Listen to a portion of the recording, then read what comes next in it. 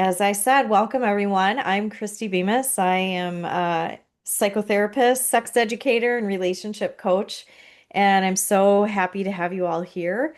We're going to be meeting for about 45 minutes to an hour. And again, it's going to be recorded so that you can watch it at your leisure. And then I'll have Annette just briefly say hi. Hi, I'm Annette. I'm an intuitive design coach. So I'm excited that you're here and excited to share how to bring intimacy into your bedroom. Yeah, and just a few reminders. Like I said, if you want to remain anonymous, you just rename yourself, and then you also turn your camera off. And then what it does is in the recording, it won't show up for you. So if you want to re participate at all, the chat is open, but it's not going to be moderated. Because Annette and I are both focusing on presenting the information that we want to give you. Um, but it will be open and we'll be checking that towards the end and making sure we answer any of your questions that you might have. Um, you can turn off your phone, keep your tabs closed. This helps you be fully present and just really gift yourself this time to join us today. There's going to be questions and answers in the last 10 minutes. So, just a little bit more about myself. I've been a psychotherapist for most of my career, over 20 years. And I also am an author. I co-authored a book with a business partner of mine called Ignite Your Life. And I also have wisdom cards that I authored along with a book that goes with that. But mostly my passion right now is really working with people, with couples on their intimacy and their sex. And it just really fills me up. And I think the thing for me that you should know is I really do have like a very direct approach. And clients often will say, we get right to the meat of things. I just had a session last night with a couple. I was working with a man for a long time, and he was finally bringing his wife in, and we just dove right in. And so for some people that feels like really valuable, and for others it can be like, if this is your first time talking about intimacy, it can be a little new and unique for you. So it's really how I love to work, and I love to help people increase their passion, their intimacy with their partner, and increase their love and connections with each other. Hi, I'm Annette Farha, and I'm an intuitive designer and author of Finding My Way Home, a realtor, transformational leader, and coach. I have designed and drafted and held 400 transformations. That's And crazy. over that time, what I have been so surprised about is when I ask people, like, okay, so who are we designing for? They'll be like, me and my husband, our dog or our cat, our kids. They forget that we're in relationship with whatever space we're in.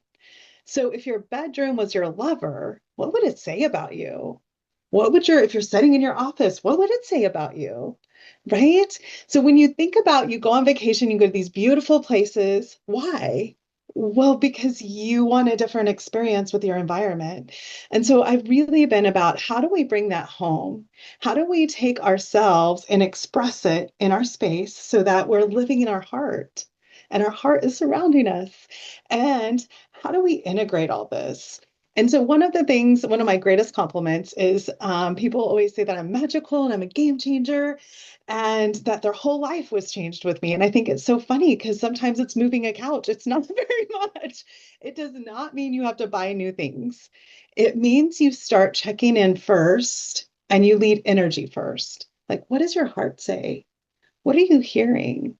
So that's what I'm excited to share today is just how easy it can be if we just create the pause to listen and think of our environment as another one of our relationships. Mm. You are in the right place. Here's how you know you should be here. If you walk into your bedroom and you're either like, nothing, or you're just like, oh, I've got to do something, or there's just like numbness. Or you and your partner are kind of fumbling forward without any guidance, and you're trying to figure out how to get sex and intimacy back on track. or you're not getting what you want or desire. It may be in your partner, it just may be how you're feeling, you're just feeling off. You know you need help with your design and you just have no idea where to start. You know it's not what you want, but you don't know what you want and you don't know what to do. If any of those are true, you're in the right place. And so I want to start with a poll. We'll see who we have in the room today. The question is going to be about, let's launch this one, prioritizing pleasure.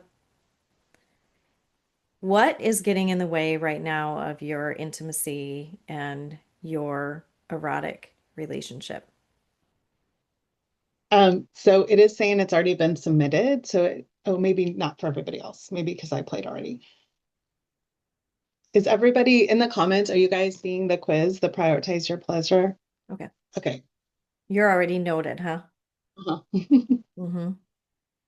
Okay, we'll leave it open for a minute and just see what people are responding or if we get responses at all.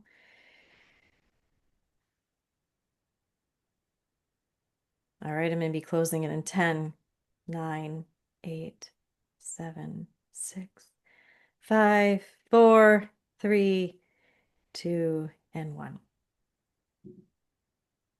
Let's see what comes up.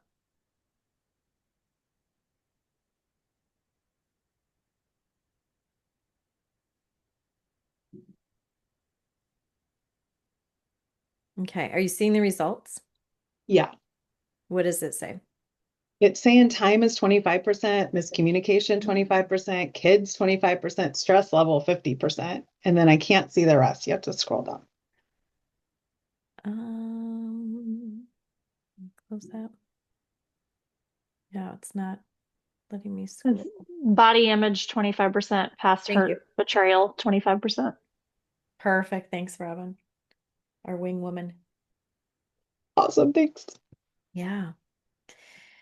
Yeah, so you can see there's some, if you answered same as other people, if you answered there, you can see where your commonalities are. You can also see all of the things that get in the way. And what I'm going to be sharing with you are 3 blocks to our intimacy that we often don't consider or think about. Um, in fact, when I learned about these, as I was moving into my own exploration around my own sexuality, what was getting in the way in my marriage, what was getting in the way of my intimacy, I was really surprised with some of these blocks. The first one is you just don't know what you don't know. And when I think about that block, what I'm talking about there is think about how you learned about sex. Usually it's in school, sex education, and they teach you kind of basic anatomy. They take the boys in one room, the girls in the other room, and that's if you went to a public education school. And if you went to somewhere private, there might have been no sex education or an abstinence based sex education. And a lot of our sex education, what we learn about is whispered conversations with our friends or overheard conversations on the bus or in the locker room, and it's not really the greatest sex education. And another place that a lot of us learn about sex, girls even more and more, but definitely boys, is porn and the media and movies. And that's not really what sex is. And so this particular block is getting in your way. You don't know what you don't know. And the cautionary tales around sex of don't get pregnant, don't get an STD, don't give it out, don't want it. Those are really limiting. And it has very little to do with our feelings, our emotions, our desires, our wants, or even pleasure. And so think about how limited sex education is for you.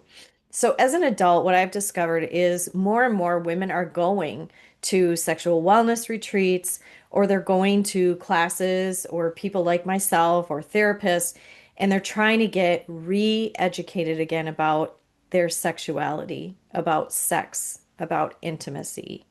And I think that's amazing. And just because you're here today, if you're on live or you're watching the recording, just by being here and present, you're already getting a better sex education than what you got up until this point.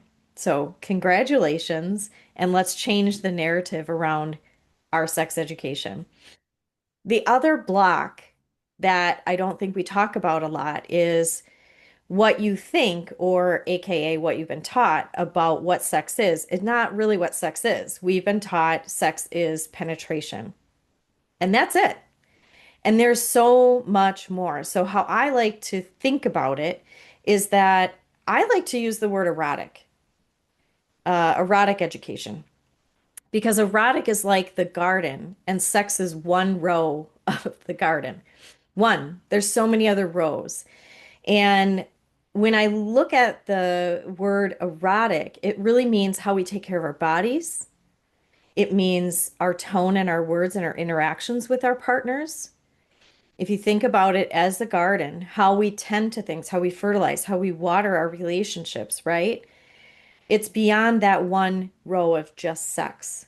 And what we watch, consume, our ability to hold space, our ability to presence ourselves with somebody, with a partner, that's all of our erotic. But here's the thing, and this is why I partnered with Annette. Our bedrooms are also our garden space, our erotic garden. And it holds some of our erotic energy. It holds a lot of our erotic energy. And what we plant in our bedrooms, what we create in terms of our space and our environment, is our erotic life. And and that's going to be carrying us through an assessment of what that might feel like right now as you are thinking about your space, your home, your environment, and how that is your garden to hold all of the erotic, including sex. The third block is that I never knew this, and maybe I'm just like, a, you know, a, a dunce, or maybe I just was miseducated or misinformed, but I always thought my partner is supposed to turn me on. There's supposed to be chemistry with my partner. And I'm sitting here, like Nora Jones says, and I'm waiting for you to come home and turn me on. And what a disempowering thought that is, that we're waiting for something external from ourselves to do something. If you do X, Y, and Z, I'll feel A, B, and C turned on, and I'll be willing to be turned on. How it's disempowering is it doesn't give us the driver's seat for our own erotic, for our own sexual experiences. It gives somebody else the keys to our sexual car. And when I started thinking about that, rethinking that in my own thoughts, in my own mind, and changing the narrative for myself, what I discovered is how empowering it is for me to be responsible for my turn on. And it is such a block for the couples that I work with when they come in and they're very focused on their partner and what their partner needs to do or to change. And then when we shift the focus of more empowering work, which is what can you be working on? What can you shift and change? And yes, your partner has things over here that they need to shift and change. How much more empowering that conversation is. So portals to my own turn on, and I want you to be thinking about your own portals to your turn on. Portals to my turn on is I take a warm shower. I make sure my bills and my to-do list are done. My stress level is down. I make sure the kids are gone if you have kids. I make sure I'm flirting and texting with my partner and that they're flirting and texting back with me. And this goes to the whole point of our webinar and design is I also focus on my bedroom. I love a good set of sheets, and they go highly underrated. Spend the money on a good set of sheets that feel good on your body and feel good for you. And lighting and textures and what toys I'm going to incorporate, what artwork I want on my walls. Do I really want pictures of my kids in my space or my in-laws or a television? I don't know. Maybe if I'm going to be watching something with my partner that turns me on, that might be fun. But how can I maybe hide it when I'm not actually, having sexy time? Having less clutter, having lube right there and on hand, especially in our midlife, making sure we have good speakers and a good sexy playlist. But also, another portal to my particular turn on is that I have time and spaciousness to relax, to feel into it, to not be rushed. And so, those are just a few of the blocks that I think are most present in the couples work that I do and in the partnership. And those are the blocks that when you do work with me, we work through, along with all that whole other list with body image, stress, other things that might be getting in the way. Those are the blocks that we bust through in order to have way better intimacy with your partner. So, what is it costing you to be disengaged from intimacy and sex or not prioritizing sex? I never really thought about this. In fact, when I first started on my journey to cultivate more intimacy and sex in my life after being in a sexless marriage for 6 years, how I got into it is a girlfriend of mine was going on these sexual wellness retreats and she was coming back telling me all about her experiences. And honestly, I thought she joined a cult and grew two heads. I was like, sex was for my youth. I'm post menopause. I don't need any more. I don't know why, what would be important about it.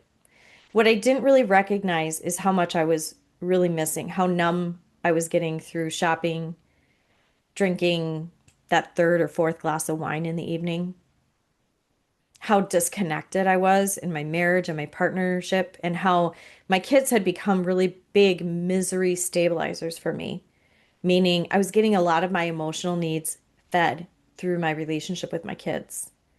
And so, what it cost me personally to not prioritize getting back on track in my relationship and yes, sex, is it cost me my marriage. That's a pretty expensive cost, I think. So, when I set out in my 50s to date again, I knew that I really wanted to use some of the work that I had been doing to try to save my marriage to set me up in the best place possible for my next relationship. So when we refocus and prioritize our eroticism and our sex, it creates a light in you and an aliveness. I now have a really good partnership. I prioritize sexy time even when I really just don't feel like it because I'm responsible for my turn-ons. And I make sure that we're setting aside time to talk about it, to talk about anything in our relationship, communication-wise, that might be getting in the way, or anything in our stress levels that might be getting in the way. And that's the work that I love to do with couples.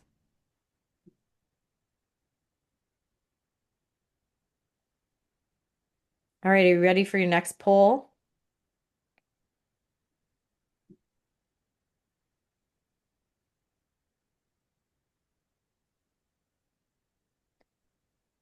All right, let's pull it down.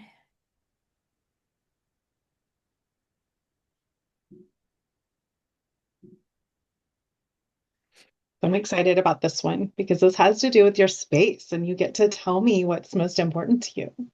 Yes. All right, it should be up. Are Is you the guys poll seeing it? We don't have Robin on the camera, so is everybody seeing the poll? Nope, can't see it. Okay. lunch?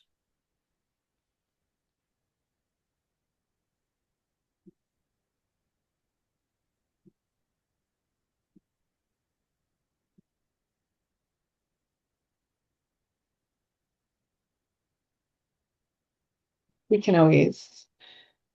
Can you see the poll now? Nope. Okay, so the poll is put in the chat blocks to your design, blocks to your desire through your design. Clutter, is that a block for you? Cleanliness,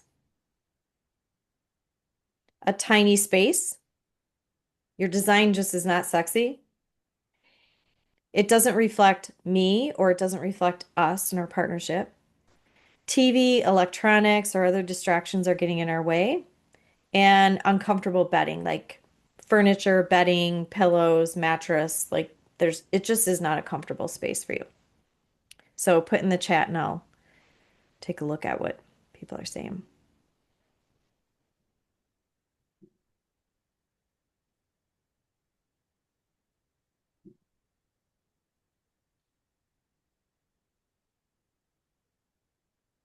Anybody want to share? Spaciousness makes, oh, that's your Annette's comment.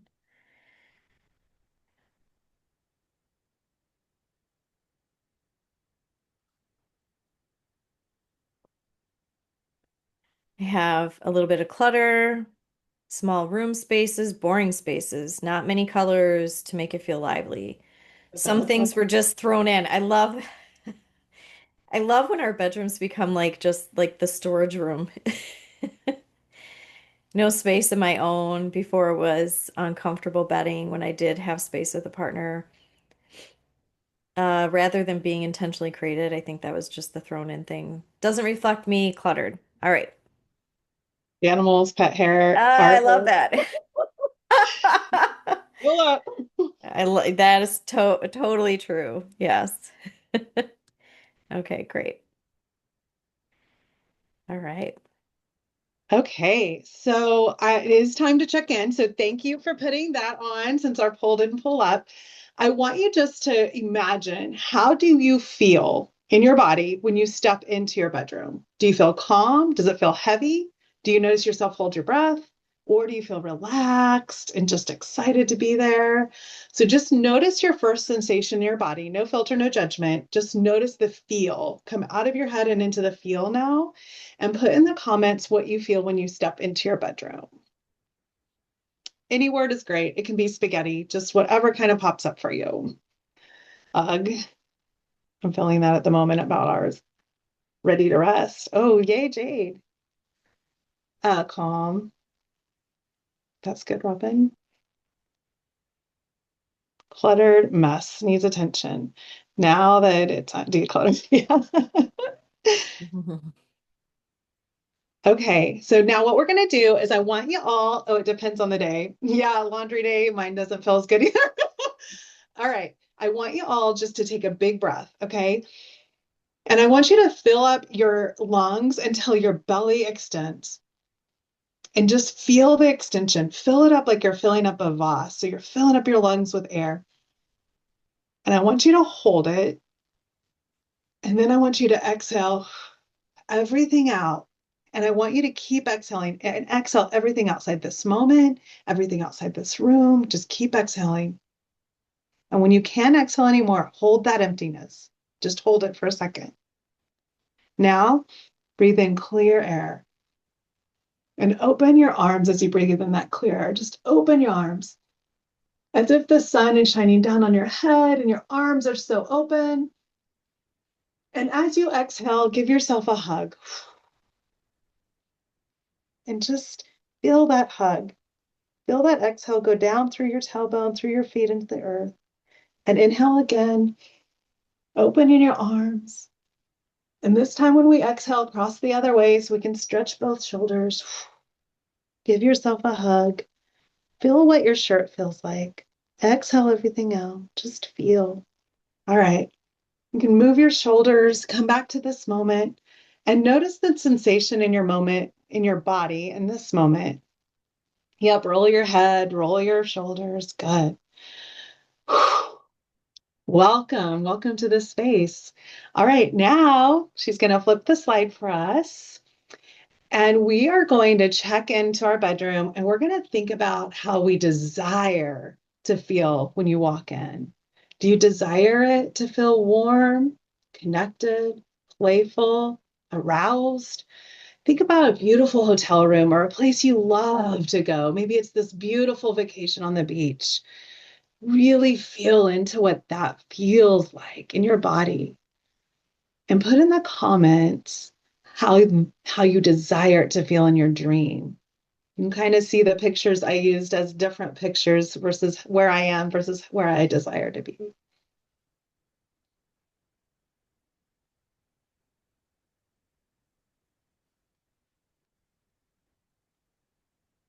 luxurious, clean, cared for, spicy, playful, love it, and clean. I've got a spicy bedroom right now. It's not clean though. We're working on that.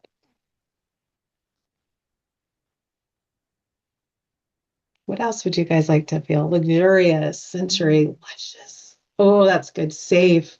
Yeah, safe is a big one. Mm-hmm. Mm. Mm-hmm. So I just want you to notice that. And the next thing we're going to talk about is juicers and zappers. So, what is one thing in your bedroom that makes you smile? Just one thing. It could be the candle on your nightstand, it could be a fluffy rug, just one little thing that just juices you. And put that in the comments. What's something that juices you in your bedroom? A juicer. New bedding. Woo! Throw pillows.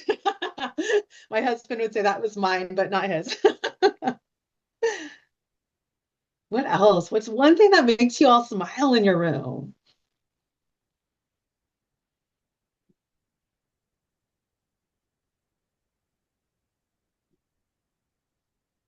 What's above the bed? Oh, beautiful art is the best. Bright windows is amazing. Candles. Yeah. So we are kind of getting a feel for these things that make us smile. They're really just the basics, right? They're just the things that are our foundation. Now I want you to think about one thing in your bedroom that makes you groan. Okay.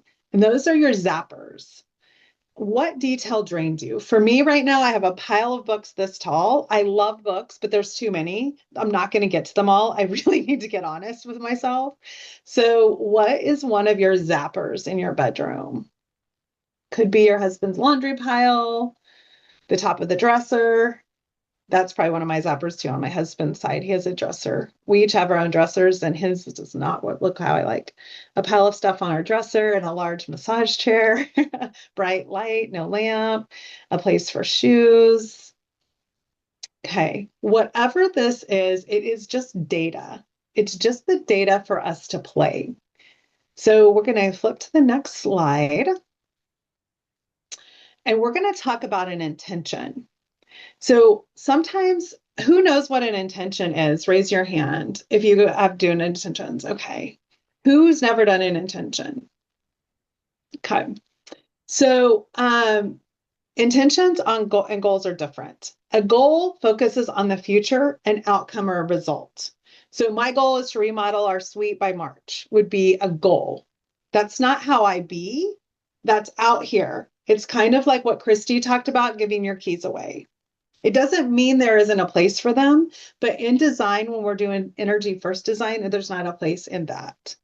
So what we want to do is we want to set an intention that's centered in our experience and how we choose to be. They are present. So intention equals energy, and that equals the shift. So yes, we have to take action in that intent, but the intent is almost more important than the action. Okay, so we're going to flip and I'm going to show you an example of an intention and how it works in your bedroom. So intention examples. This first bedroom, their intention was to express love through color. So you can see the before picture, there's cords everywhere, there's really no color at all. And then you can see the after picture. They really wanted to be able to lay in bed and they wanted most of their color and luxury on their ceiling. So you can do anything. It's really just becoming clear on what's your intent. The second picture in the purple is I radiate harmony. So you can see they didn't make a lot of changes. They got a headboard. They didn't have to change the lamps. They chose to, but you can see their nightstands became much cleaner. They have a lamp, they have something pretty, and they have a place to set their water. Okay. And each of them had one book. So examples of intentions could be I create space for love, or I awaken sensual flow in every corner. We have a corner problem in our bedroom. If you work with me, I will teach you an energy map. And what I know about my husband is a finance guy. So he's all about a spreadsheet. Like if we could put spreadsheets in our feelings in spreadsheets, he'd be so happy. So I know when he needs to have a conversation with me, he'll start piling up in our love and connection corner. That's where he'll just leave piles of stuff. Okay. Because he knows when he has a conversation with Annette, I'm going to be like, yeah, okay, let's talk about. And it's so uncomfortable for him. So our homes, when we understand our energy map, will start leaving us love letters that will help us tune in to, oh, what's the question I need to ask? Oh, what do I need to look at? So our intention helps us, okay? Because when we have an intention, if your intention is, I breathe passion into a space, you're probably going to bring some candles because passion has this fiery feel, right? So the other thing I help you work with is nature's elements. How do we harmonize? Versus if you're like, I want to awaken sensual flow, that's going to be awaken. That's going to be more of a water feel, right?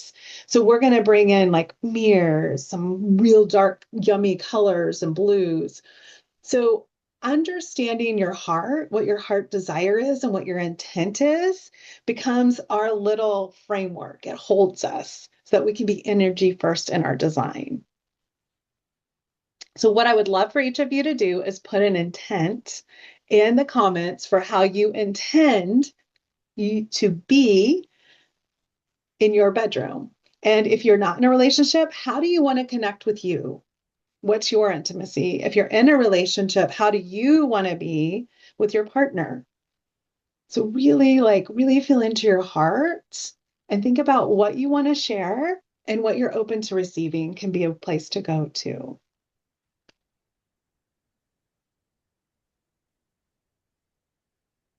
I am going to tell a quick story. So when I was learning to meditate, the single point of focus was my hardest thing. And this is back in 2007. And so my meditation teacher, who was teaching all this Tibetan Buddhist type of things and was really austere, like just super formal, she finally looked at me and said, listen, if you can have an orgasm, you can have single point of focus. There's no way to have an orgasm without single point of focus. And I was like, what? Because I had grown up in a place that was Catholic and you didn't do that. You didn't pleasure yourself. So it was one of the things I learned really quickly. So you might have, if you're by yourself, you might have, I open myself to receive fully. That can be from a partner, but that can also be from yourself. I awaken passion and ease for play and for pleasure. Beautiful. They can be super short. Sometimes people are like, don't use ands in intentions just because we forget. So the shorter, the better. Don't overthink it. Whatever comes up is perfect. I love that. I awaken passion and ease for play and pleasure. Any more intentions? Okay, we'll be working on your intentions. Okay. Anybody living in meh? Their rooms just feel like, nah, there's nothing wrong with them. It's just kind of meh.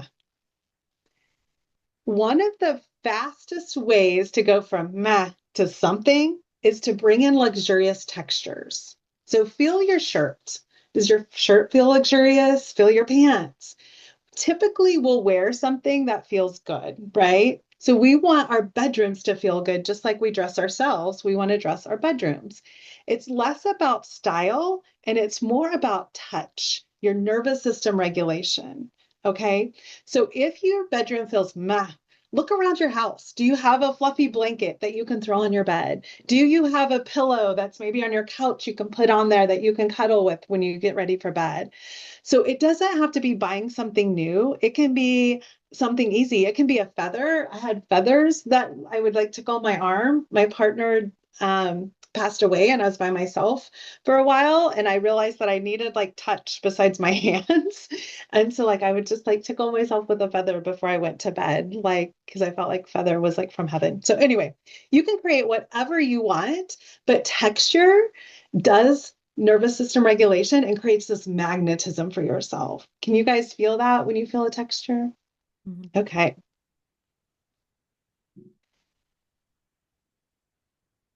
Craving more connection, reclaim your bedroom as your sanctuary for your intent. So if your intent is to awaken passion and ease for play and pleasure, then look at your bedroom and see the first thing that is different than that, right? It's like playing those games where you have the square little, the square holes and you have one round peg. You're like trying to figure out how do they fit? So really make it just playful. Like, okay, take your partner's hand and be like, do you want more passion and play? I bet they're going to say yes. And be like, okay, what's one thing that does not feel like passion or play? You get it out and I'll get mine out. And you just got two things decluttered. You want the next slide? Yes, please. Sorry. No, no worries. All right. So here is our action point because we want you to leave with value and leave with change. Is a quick spark for your nightstand. Mm-hmm. Clutter blocks intimacy faster than bad Wi-Fi or a bad connection. Have you ever lost somebody on the phone? You're like, hello, can you hear me? Can you hear me now? That is exactly what clutter is doing in your bedroom. And a lot of times the place it collects is not only on our bed, but our nightstand. It is hard to tackle a whole room. We're all busy. We have a million things to do. So break it into pieces. Start small. Just clear the top of your nightstand, clear it all off, everything, and then be intentional about what comes back. So if your intent is to open yourself and fully receive, is your nightstand going to be cluttered? No. It's going to be pretty open. It's going to have some open space. If you want to breathe passion into the space, you're probably going to have maybe a candle, or you're going to have some incense, or maybe a little diffuser there. So I love to have a light source on my nightstand, some kind of lamp so that I can adjust it. You'll see almost every one of these even has a different kind of lamp, but has some kind of lighting. I love to have some kind of tray to collect things so that it's easy to pick up fast, but you don't have to. Keep your books to what you're actually reading. I do have people that read 5 books at a time because they are skipper rounders. Totally cool. But don't have any books you're not reading at this moment on your nightstand because it creates this to-do feel. Like, oh, I didn't get to that. You don't want when you go to sleep and wake up. Okay. You want your nightstand to really be simple, playful, luxurious. If you're someone that loves to make sure that you go to sleep to pleasure yourself or waking up to pleasure yourself or have your pleasure things with your partner, create baskets. You'll see on the first picture, they're huge baskets. Those huge baskets have lids. And so those people kept everything in them, right? You'll see there's a little vase in the middle picture. They actually just stuck their vibrators in there. You can see some of them have drawers. So the last one is just a tiny little circle nightstand, and they have a basket at the bottom that they keep all their things in. So really be intentional of what can go on your nightstand. You can still have your phone and your charger. If you were with a feng shui consultant, they would tell you no phones in your rooms, no electronics at all. That a bedroom is for sleep and sex. If it does not have to do with sleep or sex, it should not be in your bedroom. So that's what they'll tell you. I think that's hard to live in our modern world. So I always try to bring it to your intent. And that's how we work with your intent. So that is the action I want you to take from my part. Mm-hmm. Yeah, and so as we go into these holiday times, how if nothing changes in your home and in the place where you can take comfort space, what will it cost you? And how would you love your spaces to feel? And so Annette and I, after this webinar, are offering a really what I think is a great package. I'll have Annette talk a little bit about what her Spark session is. But for just 177, we're offering ongoing work with both of us. And that means one-on-one with me, one-on-one with Annette. In my deep dive, my couples work is around 75 minutes to 90 minutes for a deep dive. And we just go through the blocks I shared and other blocks that might be getting in your way. And like I said, I dive in deep. We work pretty quickly to find what are the patterns going on right now for you, whether you're alone or in partnership. And we really clarify what would be the next best step for you. And I give you lots of resources and support. I've been doing this work for a very long time, and I love talking about sex. and I love sharing what sex is for me.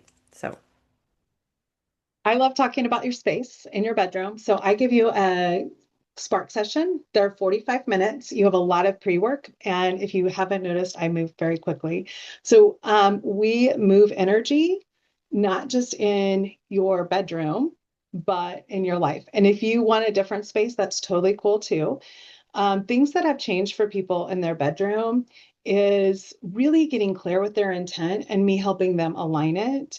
So I had one woman realize that she wasn't letting go of any mismatched socks. She was struggling to find a partner, but she kept all her mismatched socks just in case. And guess what? When she got rid of her mismatched socks, she finally met a match instead I of love keep it. going on these mismatched. So sometimes it's not a hard thing. It's just a thing that when we live, you cannot see yourself in the picture frame, right? And so that's when a spark session gets to be fun and easy. So that's what I love to do with people is spark a shift. Great. And with that, we also have two bonuses, which is a workshop my partner Joe and I are doing on male and female arousal and what the differences are so that you can work with your own energy and your own erotic desires and wants. And then Annette is doing a mood board design class in January. So yeah, the mood board class really takes your intent and we create a whole visual that will hold your year. And so I'm getting ready to do my celebration class with it. And it's so fun to see how things come alive with people through the year. So So that's the offer at the end of this webinar, and you'll be getting an email with a link if you're curious about that. If you want to hop on, a quick phone call too and ask me more, that's great. But that's the offer, and we just are so excited to be working together. Annette and I are in this for the long game. We're meeting up in January, and we're doing some more deeper dive work with creating some courses and some supports for couples and for other, single people too, people that are dating maybe. I remember I was on a date when I first started dating in my 50s, and we started kind of making out on the couch. And then he said, "Let's go up to your room." And I just absolutely was horrified. Like that is not happening. And so if you're dating and you don't want that to happen to you, you want to take that arousal next step further and have a space to do it in that feels really yummy. How impressed would your dates be if you worked with Annette and I on what that would look like? But even just surprising one another in your partnership of what you can create to really create some spaces to love and play. And those are our QR codes too to how to find us more on the web. And I'd love to open it for a few questions. And I would like to start with one, Annette, for you. What is intuitive design versus what is regular design? Why is it different? So an interior design is going to give you like the blue pill that fixes it all. If you want to look magazine perfect, hire an interior design. They'll be beautiful. You have a beautiful space. If you want to shift your life and your space, meaning you want more, let's see, you want more passion, you want to receive more, then I'm your girl. Because we're going to do the inner and outer work. So you become a partner and you build a relationship with your space and you understand the love letters it's sending you and how to use it to amplify your dreams. Yeah. I know that when you came to the house that Joe and I are creating, like retreat center space in, and came into our master bedroom, it was such a simple fix because as you walked in and you took, is it the bagua? Is that okay? Yeah, And I kind call of it your energy mapped, map. yeah, kind of mapped out our room for us. One of the most important corners that we had for like passion, sex, energy had this, I like it, but it's really not for the room. A wild duck picture. I don't know why, I love, I love ducks and it I could see your face even as you walked in. You're like, "Whoa, what? Tell me more about that picture." And just a simple swap of another picture I had sitting off to the side with just air and butterflies, not yet in a frame even. Just that simple swap changed the feel of the energy of that whole room. I think that the reason I was excited to do this webinar with you is we were at a retreat in Mexico, and Christy did an exercise where we listened to our own bodies. And I had never listened to my women part. Like I was like, well, no, that's not, you don't do that. And that connection changed everything. And I got so clear on like when we like why would my meditation teacher who's totally formal say just have an orgasm, see that single point of focus, and then be able to do it without an orgasm, right? Like I was like, oh my God, I can't believe she said that. But then when Christy had us just hold and listen, I was like, this is what I'm doing with my space all the time, but I'm not willing to listen to all of my body. And so that's really how Christy and I work so well together, is she's all about the yum and yuck of sensuality, and they're both holy. And I do that in your space. There Mm. is, you don't have to purchase anything. And honestly, I just was having this discussion. I would rather you take everything out of your bedroom that doesn't just light you the frick up and lay with it empty for 30 days, and you and your partner rebuild that space together and see what happens. Mm. The discomfort of us being without teaches us so much. So people think a designer is going to cost a lot of money. They will. An intuitive designer isn't. We're going to take it how you need it when you need it. I love that. Yeah. Any questions as we wrap up our beautiful time together? I want to be conscious of like we're all busy, folks out there. Any other questions that you have regarding intimacy or anything we covered? Well, thanks, Robin. I still go back to the intention from the Yoni workshop. Yeah, the aliveness of that. You can ask it in the chat or you are feel free to unmute yourself even.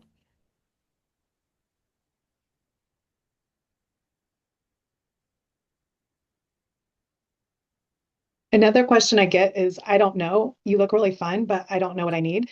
Um, if you do a spark session with me, we figure it all out. So that is true. And I think it's true for Christy too. Mhm. The first time I took her up on one of her offers, I wasn't really sure. I'm remarried. I mean, we're okay. Everything, there was nothing particularly wrong, but something sparked for me. Like, I don't know. It seems like she knows something. So you can totally jump on just for that reason too. Great. All right. Well, that is the end of today's webinar, but it's not the end of our relationship. So we're hoping that you follow us on Instagram, follow us on Facebook, join our email list because you've been a part of this webinar and reach out. We would love to connect with you around sex, intimacy, and your design and how it holds your erotic. So thank you so much, Annette. It was so lovely working with you on this webinar and let's all have really good sex coming up, whether that's with yourself or somebody else. And thank you, Robin, Yeah, for all thanks, your help and Robin. our Yeah. technical fun. And thanks for everybody's comments. This was really fun. We appreciate you coming. Yeah. All right. Be well.